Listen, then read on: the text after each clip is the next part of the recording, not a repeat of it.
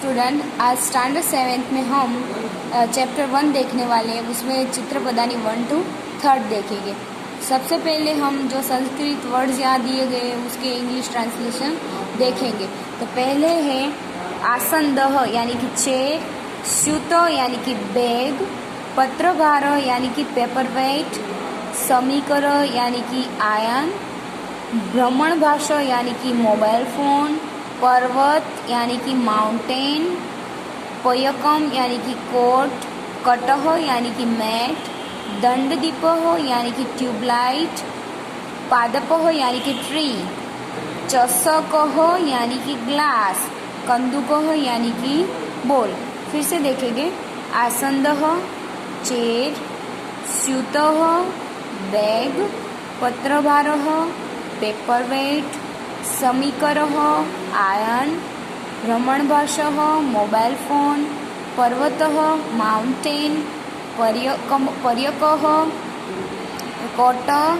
कटः mat, दंडदीपः tubelight, पादपः tree, चषकः ग्लास, कंदुकः बॉल।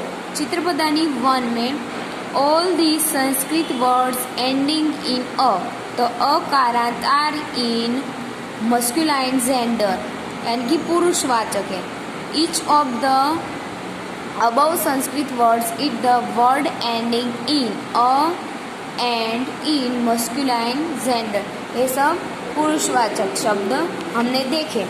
अब चित्रपदानी 2, नौका यानी कि बोट, नौका यानी कि बोट, रंध्रिका यानी कि पंच, रंध्रिका यानी कि पंच, मापिका यानी कि रूलर, जो स्केल होती है ना हमारी वो, मापिका यानी कि रूलर, पत्र पेटिका यानी कि पोस्ट बॉक्स, पत्र पेटिका यानी कि पोस्ट बॉक्स, वृक्ष सहायिका यानी कि स्क्वेरल, वृक्ष सहायिका यानी कि स्क्वेरल, अग्नि पेटिका यानी कि मैच बॉक्स, अग्नि पेटिका यानी कि मैच बॉक्स, सूचिका यानी कि नीडल, जो सुई होती है ना हमारी वो, सूचिका यानी कि नीडल, जपमाला रोसरी, जपमाला रोसरी, तुला यानी कि बैलेंस या तो स्केल, बैलेंस या तो स्केल, समार्जनी यानी कि ब्रूम, समार्जनी यानी कि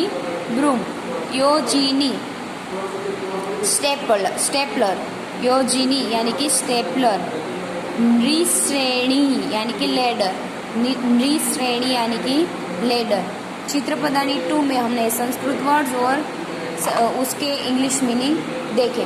these are words ending in i या तो ई कारांत इन फेमिनिन वर्ड जेंडर यानी कि स्त्रीलिंग है शब्द, जो सारे शब्द हमने देखे वो स्त्रीलिंग है। Each of the above 9 Sanskrit words in the word ending in a and feminine gender, the remaining 3 words are the words ending i in feminine gender. चित्रपदानी 1 में हमने पुरुषवाचक देखे, चित्रपदानी 2 में हमने स्त्रीलिंग के वर्ड्स देखे। अब चित्रपदानी 3, युत्तकम यानी कि शर्ट, युत्तकम यानी कि शर्ट, उपनेत्रम यानी स्पेक्टेकल्स,